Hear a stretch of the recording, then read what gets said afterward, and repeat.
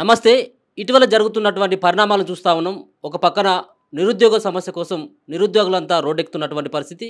ఇదే నేపథ్యంలో నిన్ననే దీక్ష విరమింపజేసినటువంటి మోతిలాల్ తర్వాత ఇద్దరు సైతం నిన్నటి నుంచి నిరాహార దీక్ష, ఆమరణ నిరాహార దీక్ష చేస్తారు. ఒకరేమో అశోక్ అయితే, ఇంకొకరేమో బక్కా జడ్సన్ గారు.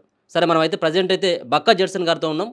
బక్కా జడ్సన్ గారి యొక్క సంబంధించినటువంటి దేనికోసం ఈ యొక్క నిరాహార దీక్ష చేస్తా ఉన్నారు? ఆయన ప్రధానమైనటువంటి డిమాండ్ ఏంటిది? ఈ నిరాహార దీక్ష విరమింపజేస్తాడా? లేకపోతుంటే ఇలానే ఎన్ని రోజుల పాటు కొనసాగుతుంది అన్నటువంటి అంశాలను కూడా ఒకసారి మాట్లాడేటువంటి ప్రయత్నం అయితే చేద్దాం. అన్న నమస్తే అన్న. ఏంటి మీ ప్రధానమైనటువంటి డిమాండ్లు ఏంటి? మీరు నిన్నటి నుంచి కూడా దీక్ష చేస్తున్నారు.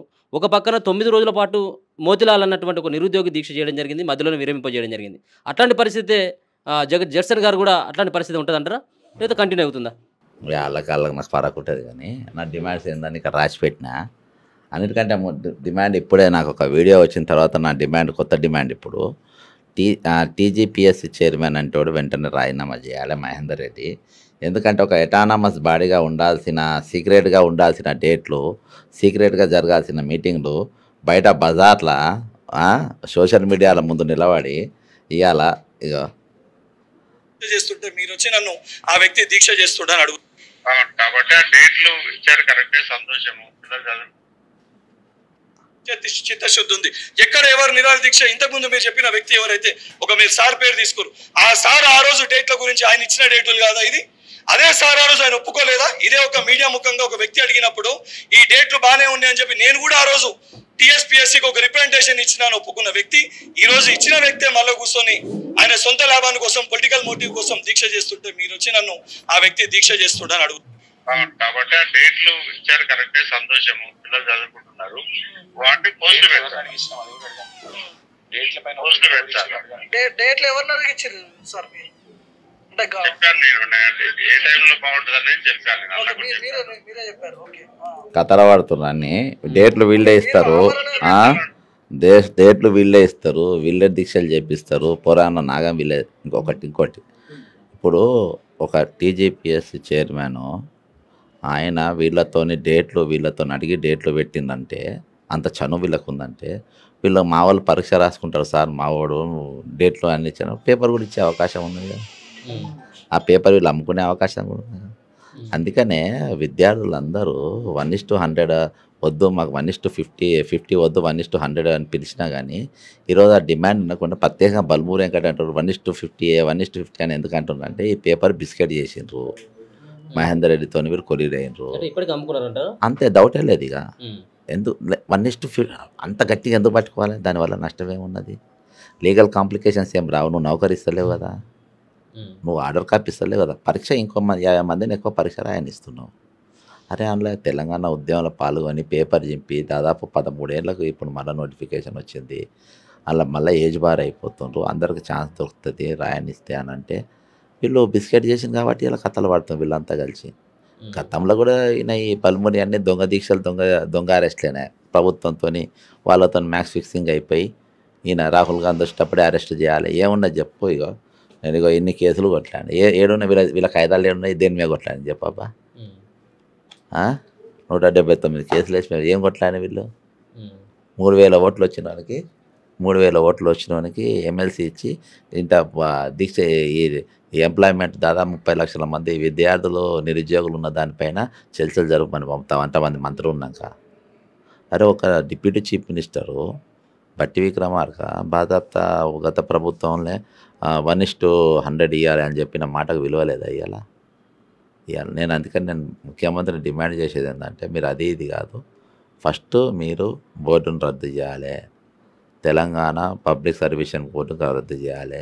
ఒక ఎమ్మెల్సీతో, ఒక స్టడీ సర్కిల్ ఆయనతో మాట్లాడి ఈరోజు డేట్లు పెట్టే కాడికి వచ్చిందనంటే ఎక్కడికి దిగజార్చిందో దాని ప్రతిష్టను మీరు అర్థం చేసుకోవాలి.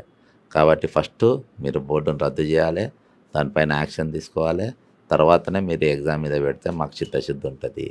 అది అప్పుడు ఈ డిమాండ్స్ ఇచ్చేయండి. ఫస్ట్ మాత్రము నేను కూర్చుని డిమాండ్స్ ఇవి చేయాలి. అప్పటిదాకా దీక్ష విరమించుకునే లేదు. ఖచ్చితంగా Mahender Reddy have to resign. ఒక పక్కన మీరు ఇన్ని నిరాహార దీక్షలు చేసినప్పటికీ, ఒక పక్కన నిరుద్యోగులు రోడ్డు మీదకి వచ్చినప్పుడు కూడా నిన్న ఒక స్టేట్మెంట్ ఇవ్వడం జరిగింది. బల్మూరు వెంకట్ నేనే మాట్లాడడం జరిగింది ఆ ఇంటర్వ్యూలో. ఆయన ఏమని చెప్పడం జరిగింది, అసలు వాయిదా వేసేటువంటి ప్రసక్తే లేదు అని చెప్పి చెప్పడం జరుగుతూ ఉన్నది. మీరు చేసేటువంటి దీక్ష ద్వారా వాళ్ళు ప్రభుత్వం కదలిక వస్తుందంటారా? వాడేవాడబ్బా చెప్పడానికి ఆడే దొంగని దొరికిపోయా.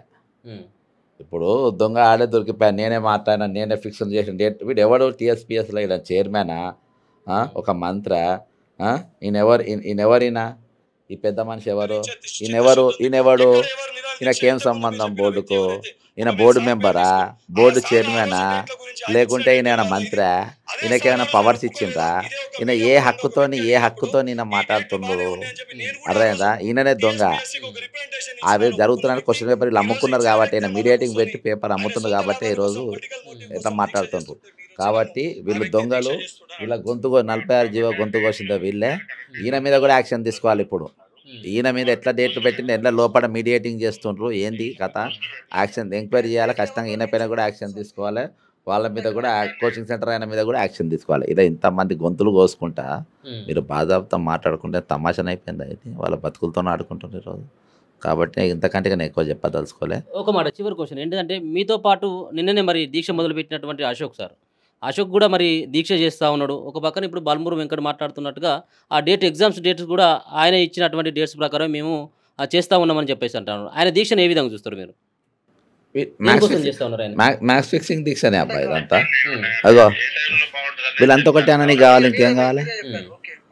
వీళ్ళంతా ఒకటే అబ్బా. ఈరోజు ఈ కోచింగ్ సెంటర్ ఆయన చదువుకుంటామని పోతే ఆ పురాణను కార్యకర్త లెక్క వాడుకుండు, నామినేషన్ ఎన్నిక వాడుకున్నాడు, వాళ్ళకు పోలింగ్ ఏజెంట్గా వాడుకున్నాడు, కౌంటింగ్ ఏజెంట్గా వాడుకున్నాడు. ఇదే అందే ఒకసారి చేసే పని, ఒక 10 పంతులు చేసే పని అయితే ఎట్టి చాకిరి చేయించుకుంటా వాళ్ళతో, చదువు చెప్పడానికి.